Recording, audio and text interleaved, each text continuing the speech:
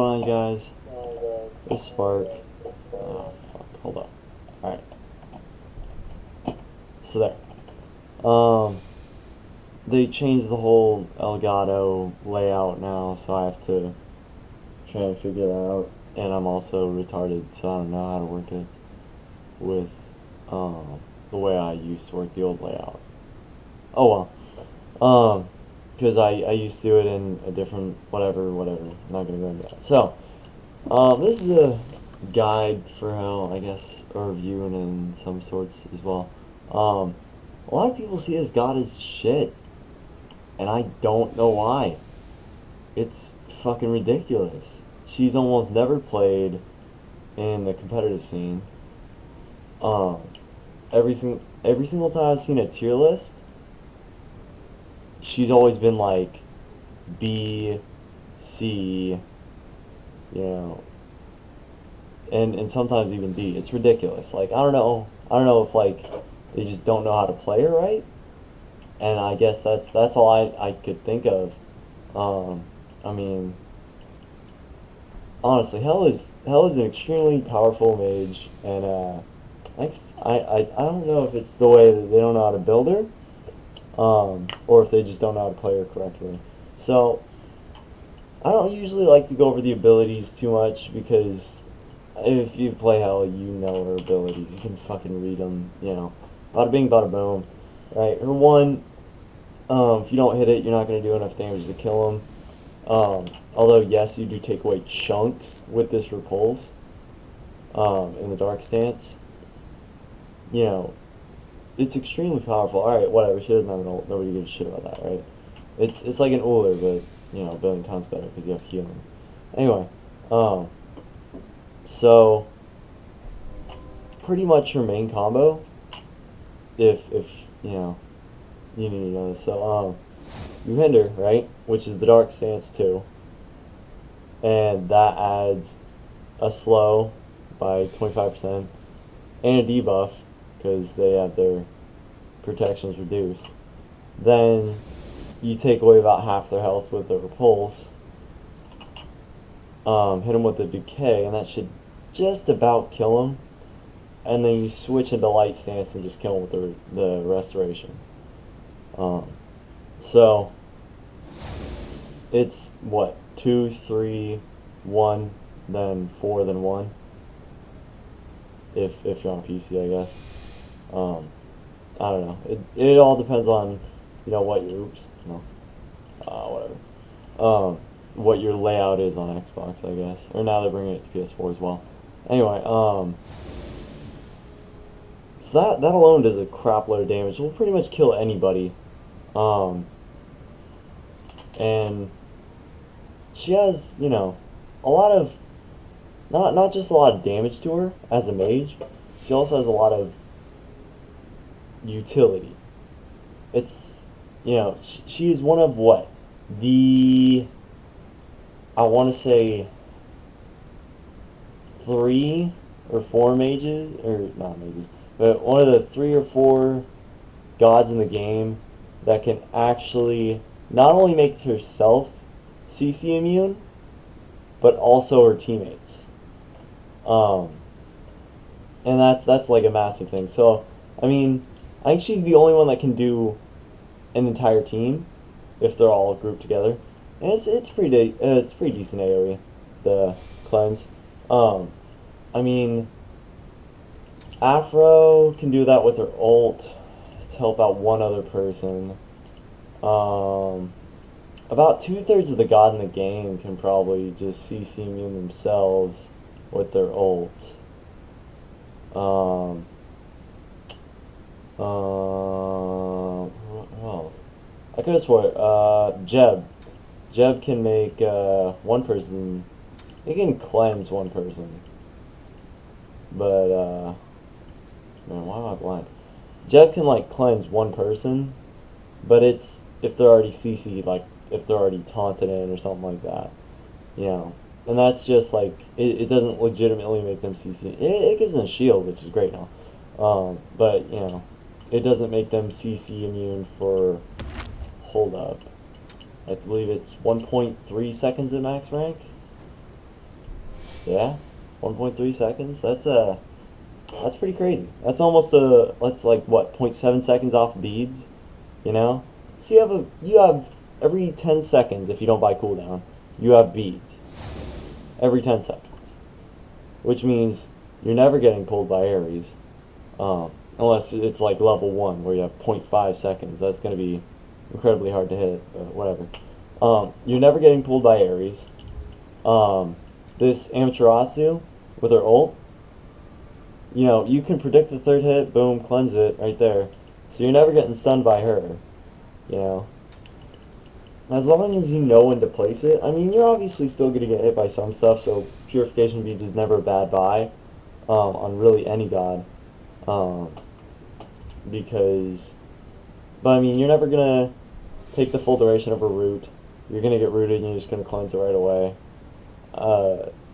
Not to mention the amount of healing you have, too, is incredible. She actually got a nerf on her healing. It used to be plus 50% scaling, and now they nerfed it to 30 a while ago. But it honestly didn't do that much. It was okay, I guess.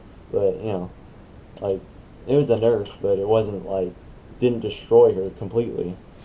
Like she's still incredibly viable, and I don't see how people don't see it. Especially if you build it right. So this is my build.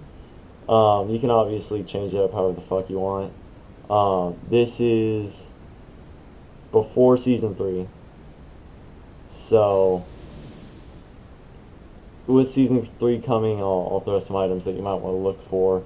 I buy cooldown boots because I don't know. You can buy pen boots. You can roll the dice. It doesn't matter. I like cooldown boots better because I like to spam the abilities. The quicker they're up, the better. Especially with how close you have to be with Hel, because that repulse. It's the main reason that people don't like her that much, because you have to be somewhat close to people. Rod of Acephalus. I can explain this pick in multiple ways, dude. Rod of Acephalus is incredibly useful on Hel. Increases healing by 15%. Why the fuck would you not want that? That's crazy good on Hel. Plus 10% movement speed. So you're going at what? 28% movement speed with the boots? It's, plus 75 power. Health can't hurt. 200 health, it's nice. But 28% movement speed, you're dancing around everybody, except for maybe assassins that also buy movement speed. Other than people buying Haste and Fatalis, you move faster than everybody else. So, Guardians, Warriors, not every Hunter buys Haste and Fatalis, not every Assassin buys Haste and Fatalis. So, and even then, you usually move faster than them as well, because if you didn't notice, your heal also has a movement speed increase by 25%. And you can also slow them by 25% with your hinder. So you're moving faster than everybody pretty much all the time. Book of Thoth. One of my favorite items in the game. Always been one of my favorite items in the game. I don't know why I would ever change it, really. It's, a great item. Insane power. Hel's pretty mana hungry, even with Book of Thoth. If you spam too quick, you might be able to run out. Her passive's really, or not passive, but her ult is really great with that, because her light stance, she gains MP5. This pretty much means you never have to leave lane unless you want to leave lane. Unless you go, you know what, I want to finish this item. You can pretty much stay in lane all game because you have MP5 and healing, so you really never have to leave lane.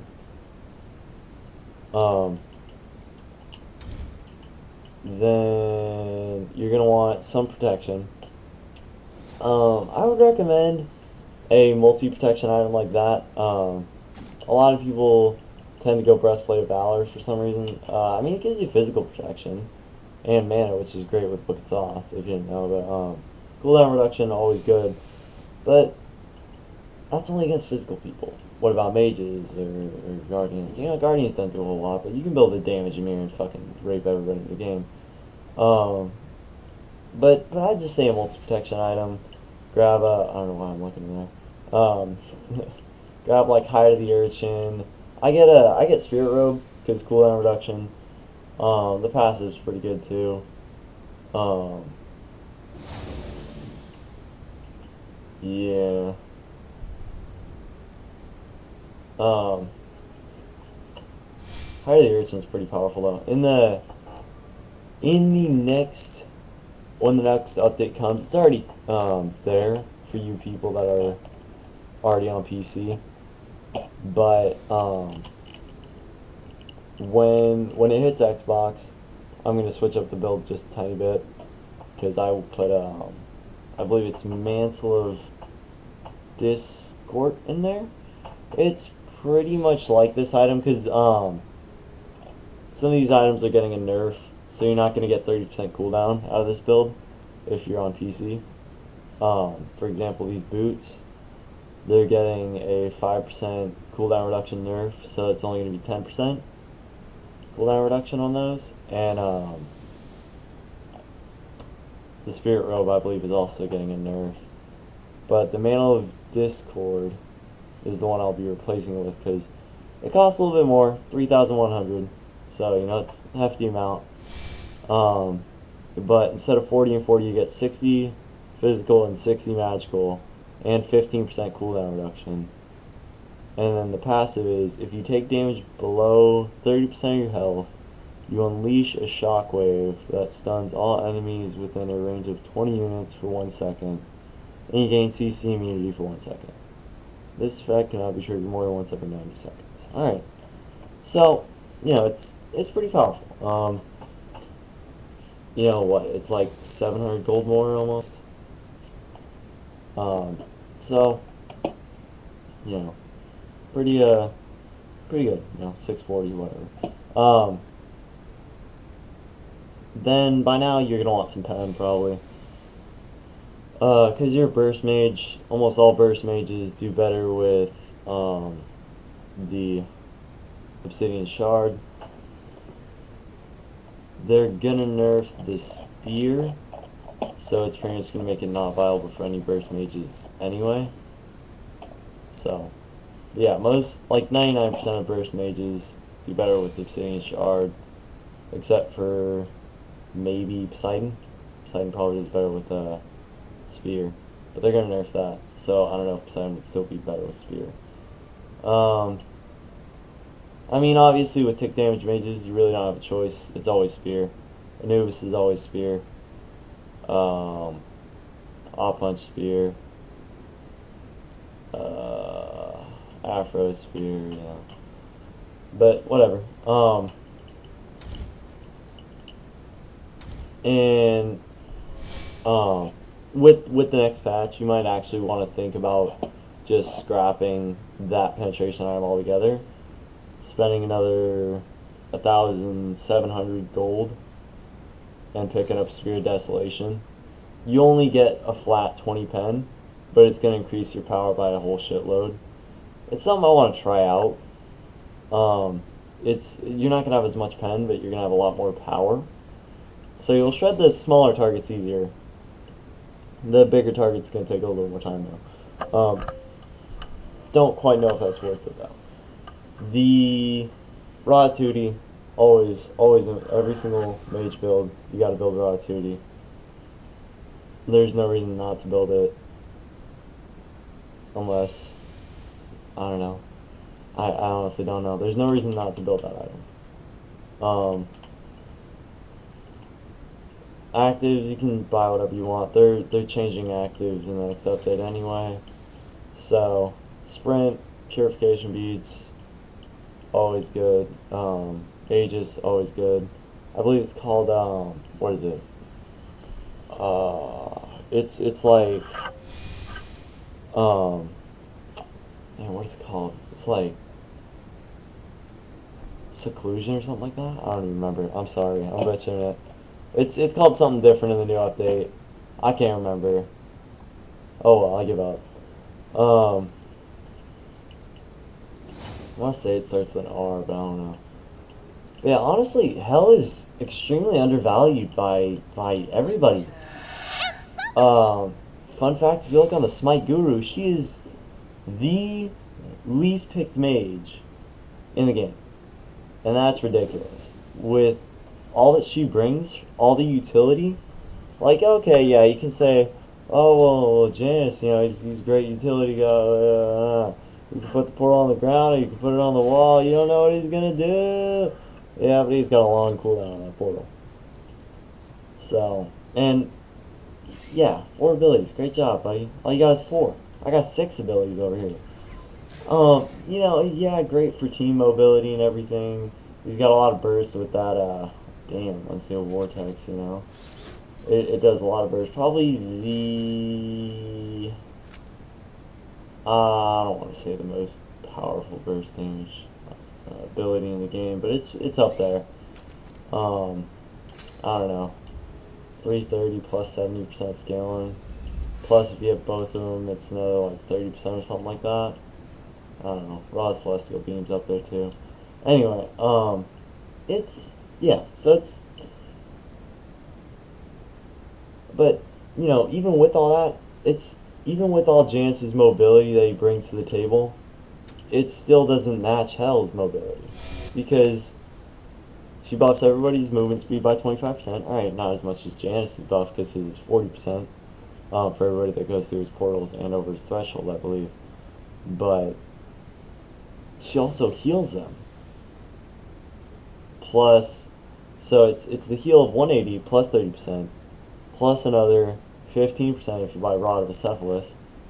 Plus, you could, another one of those flex pick items if you want. You could buy, oh no, the Lotus Crown, which gives them 20 protections in physical and magical for, what, 5 seconds? Yeah. I mean, plus it gives you a decent MP5, decent power, and a little bit of protections. So, there's really, there's a lot of utility though. She's, what, I think the only god in the game that can actually CC immune an entire team. I don't think there's any other ones. Tell me in the comments below if you find one.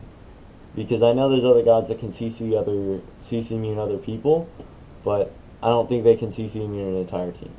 I know it's been a while since I put a video out, I'm sorry about that. I've just been busy not doing shit, being lazy as hell. Plus she also heals off for 1 as well too, I forgot about that. I mean, I didn't forget about it, I just didn't say it.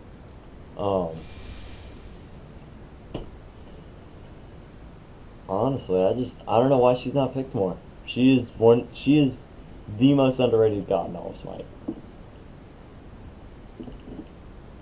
And I think she came into the meta for like,